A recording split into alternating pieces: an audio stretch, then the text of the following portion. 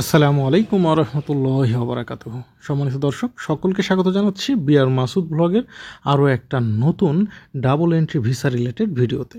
বন্ধুরা, আপনারা জানেন যে ভারত তার বন্ধু শেখ হাসিনার পতনের পর থেকে বাংলাদেশের দিক থেকে একেবারে মুখ ফিরিয়ে নিয়েছে। বলতে গেলে জরুরি যে ভিসাটা সবচাইতে বেশি দরকার সেটা হচ্ছে মেডিকেল ভিসা। সেই মেডিকেল ভিসাতেও তারা কোনোভাবেই একটুও নমনীয় হচ্ছে না, কারণ তাদের একটাই রাগ, তাদের বন্ধু শেখ হাসিনা এখন আর ক্ষমতায় নেই।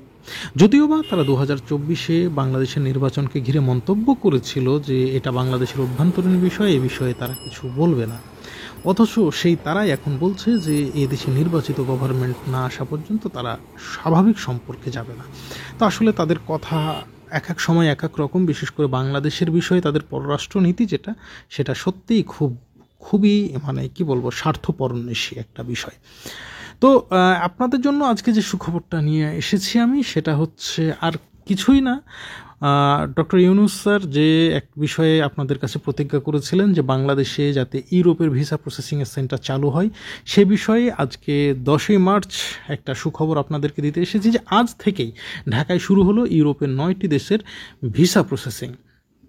এখন থেকে আর এই 9টা দেশের জন্য আপনাকে ভারতে যেতে হবে না, এবং ইনশাল্লাহ চলতি বছরের মধ্যে ইউনূস স্যারের দেওয়া কথা অনুযায়ী 28টি ইউরোপিয়ান দেশের ভিসা সেন্টার এই বাংলাদেশেই চালু হয়ে যাবে। তো এই 9টি দেশগুলো কি এই ইউরোপের এই 9টি দেশ হচ্ছে সেনজেন ভিসার অন্তর্ভুক্ত, মানে সেনজেন কান্ট্রি।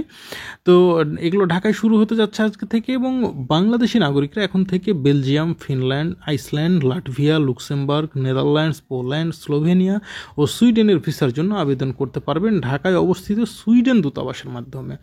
এছাড়া পর্তুগাল, রোমানিয়া, বুলগেরিয়া ও ক্রোয়েশিয়া তাদের নিজস্ব ভিসা সেবা অফিস চালু করেছে ঢাকায়। আর চলতি বছর থেকে কার্যকর হওয়া এই উদ্যোগ বাংলাদেশের নাগরিকদের ইউরোপ ভ্রমণ ও শিক্ষা, কর্মসংস্থানের সুযোগকে আরও সহজ করবে বলে মনে করছেন বিশেষজ্ঞরা। নতুন এই ভিসা আবেদনের সুবিধা, সময় ও খরচ সাশ্রয় হবে, এবং পাশাপাশি বাংলাদেশের ইউরোপ ভ্রমণ ইচ্ছুদের প্রক্রিয়াকে আরও স্বচ্ছ ও দ্রুততর করবে বলে আমি মনে করছি। এবং এই ভিসা সংক্রান্ত যে কোনো অনুসন্ধানের জন্য আপনারা অবশ্যই কল করবেন হচ্ছে 09606777333 অথবা 09666911382 এই নম্বরে। এবং মনে রাখবেন যে রবিবার থেকে বৃহস্পতিবার পর্যন্ত এই নাম্বারে আপনারা কল করবেন, সকাল 9টা থেকে বিকেল 5টা পর্যন্ত। এর বাইরে আপনারা কল করলে হয়তো কোনো রেসপন্স পাবেন না। তো বন্ধুরা, আপনাদেরকে শুধু একটা কথা বলি যে আল্লাহ যখন হয়তো ভালো কিছু দেয়, তখন হয়তো প্রথমে একটু খারাপ কিছু দিয়েই সেই খারাপের মাধ্যমে হয়তো ভালো কিছু আসে।